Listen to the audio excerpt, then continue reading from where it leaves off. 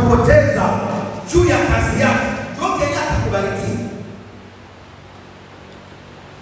Kwa Mungu utakapotaka amani ni lazima ipande.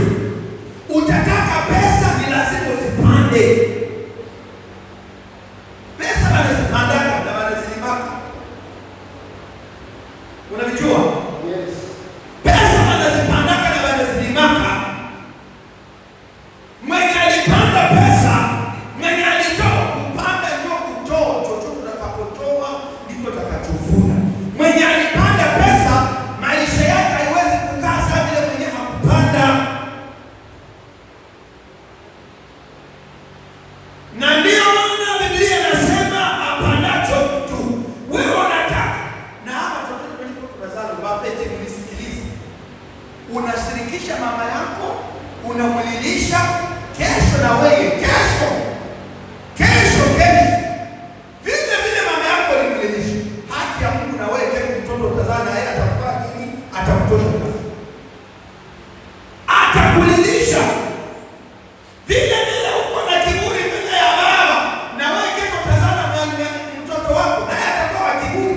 Kila ulichopanda Mungu asikudanganye. Unaona ndio vile tunaishi kwa neema. Bongo yako neema ya wapi? Kile utakachopanda. Kama ulikuwa unasikia kama baba yako. Unajua kuna wengine nao unaona mtoto anashinda 10 na wewe ulikuwa kashindika. Waleza tu sana. Mtoto anakushinda 10 na wewe ulikuwa kashindika.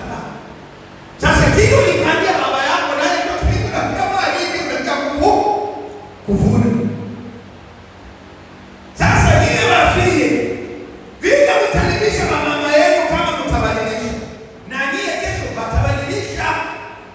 Nyie bagaso vile mnatosha wazazi yenu jasho na nyie kesho mtazama kupatosha. Yaani apandacho mtu ndiko atakachofanya nini? Ukipanda kwa machozi kesho utakula kwa raha. Bwana Yesu asifiwe. Watoto wa Mungu, kama tunataka Mungu atubariki, je, unapanda nini Mungu? Unataka tunakuwa tunamlipisha Mungu, tunamlipisha. Njoo nani wakati unabii toka Ezekias. Unabii toka wanamwambia ya kwamba umwambie atengeneze mambo ya nyumba yake, maana kufa atakufa wala hatafanya nini? Wala hatapona. Ni 33:8. Bwana Yesu asifiwe sana. Balipomwambia vile akageuka akasema, "No. Mimi nilipanda nini? Nilipanda kazi ya Mungu nilifanya. Nilijenga kuta Yerusalemu. Nikajenga madhabahu. Kifo haitanipata na ninyamaze kimya." Yeye aliyopanda ikafanya kama mtu akipanda kitu cha maana.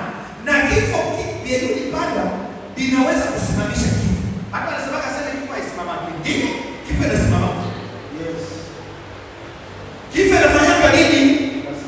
Inasimama. Basi kwa nini kifo na unabii inasimama?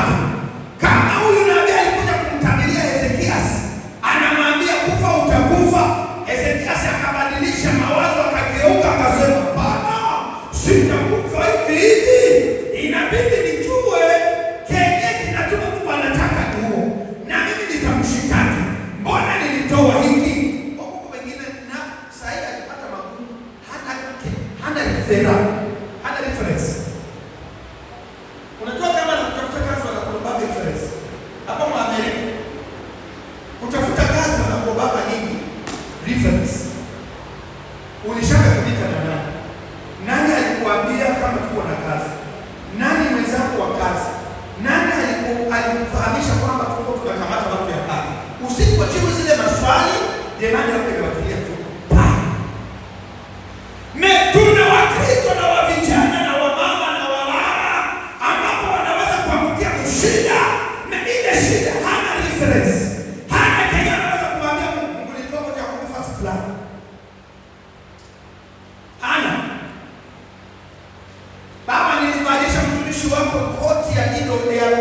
$100,000 hana.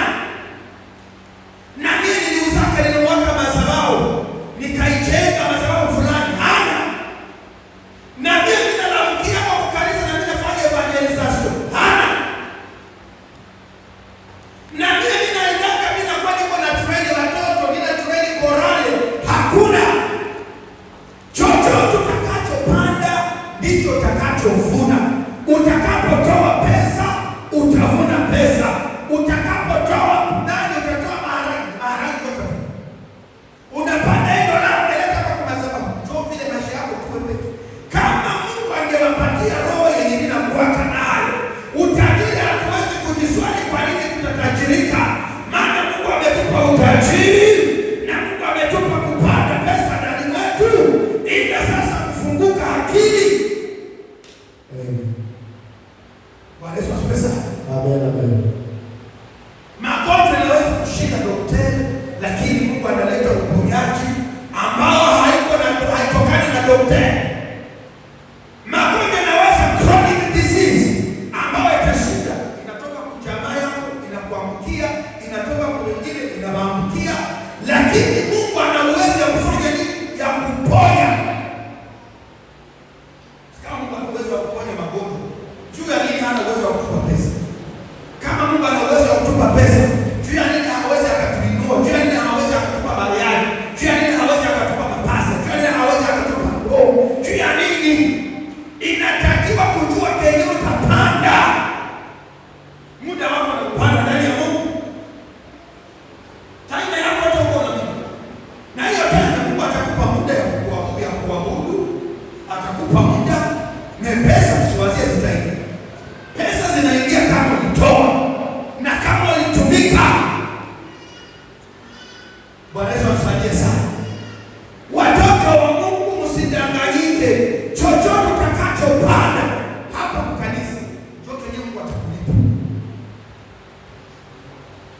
Problema ni tuko nayo hapa Marekani, hata na kwa Afrika. Wakristo wa leo ni kwanza kubabembeleza. Akifanya makosa unyamaza. Wakikatana ukimwonya hata ingia kanisani. Na hiyo ndiyo kazi inabidi tukaripie. Kama Mungu ametufanya kuwa watumishi wake, inabidi tujielewe. Ukichelewa kwa kanisa wasikwambie mbona ukichelewa. Na kama unachelewa utaanza kuleta manini? Utaanza kuleta intervention. Intervention akatujua na retard. Bwana Yesu atusaidie sana. So, watoto wa Mungu tujiazane. Wa vijana Mungu hapa mjiazane. Usimulilishe mama yako. Badada, usimulilishe mama yako. Kama unapenda baraka, achana na kulilisha mama wala kulilisha baba. Kama unapenda maisha, acha kulilisha mchungaji wako. Kwa hapa mbele tulikuwa tunamulika. Ninapokuambia utafika ukanisa fulani, naona haufiki kwa zile saa, fanya repetition. Na repetition haufanyi, na sadaka hautoi. Njoo unajiuliza, hii kanisa tunailipa, tunajikaza tukupikie kanisa, juu muombe yako. Lakini na kanisa kufika kwa ile muda hakuna. Na kutoa zile sadaka ya kusema mlipe ile kanisa hakuna.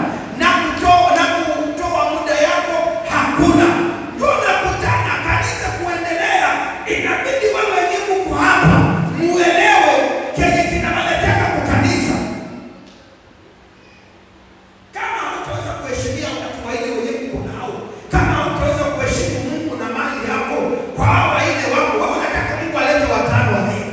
Ama watano wanakosa kuwajelele, ama makumi unakosa kuwakadre. Sasa Mungu ataleta makumi mingi, utaweza kuwakadre na Mungu. Tujikaze, tupande matunda mema mbele za Mungu. Hakuna kenye tutabarikiwa asipokuwa